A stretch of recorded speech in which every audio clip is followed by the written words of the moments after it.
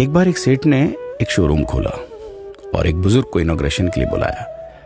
उद्घाटन के बाद जैसा कि होता है कि शोरूम के मालिक ने उन बुजुर्ग की बड़ी इज्जत की।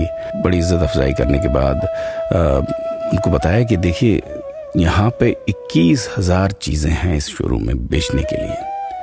इसमें से आपको जो भी चाहिए, जितनी चाहिए, आप ले लीजिए। बुजुर्ग हंसे और बोले कि इनमें से एक भी चीज़ मुझे जीने के लिए ज़रूरी नहीं लगती।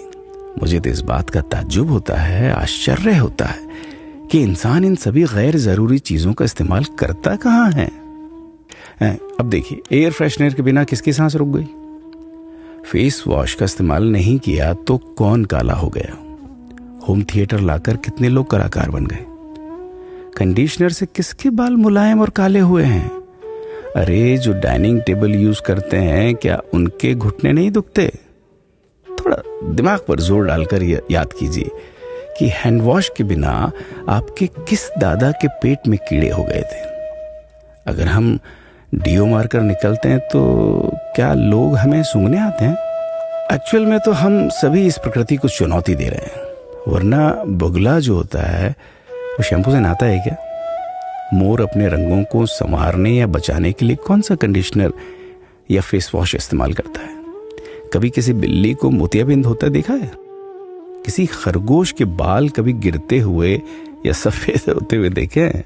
इनहेलर या बाम के बिना भी कुत्ते के सूंघने की क्षमता उतनी ही तेज है। मधुमक्खी का शुगर लेवल बिना दवाई के भी कंट्रोल में ही है।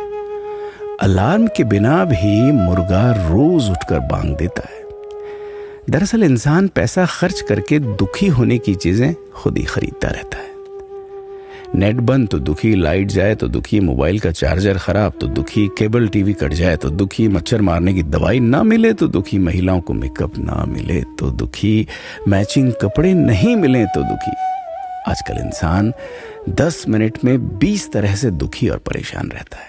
बाकी तो गुड़ की रोटी या प्याज रोटी खाकर हाथों का तकिया बनाकर पीपल के नीचे जो आराम से सो जाता है, उसे दुखी करने के लिए तो फरिश्तों को नीचे आना पड़ता है। ये सब देखा देखी का खेल है। सच तो यह है कि सुखी रहने के लिए बहुत कम खर्चा होता है, लेकिन दूसरों को दिखाने में कि मैं कितना सुखी हूं, इसी में बहुत ज्यादा खर्चा होता है। जैसे जैसे सुविधाएं बढ़ रही हैं, दुखी होने के रास्ते भी खुलते जा रहे हैं।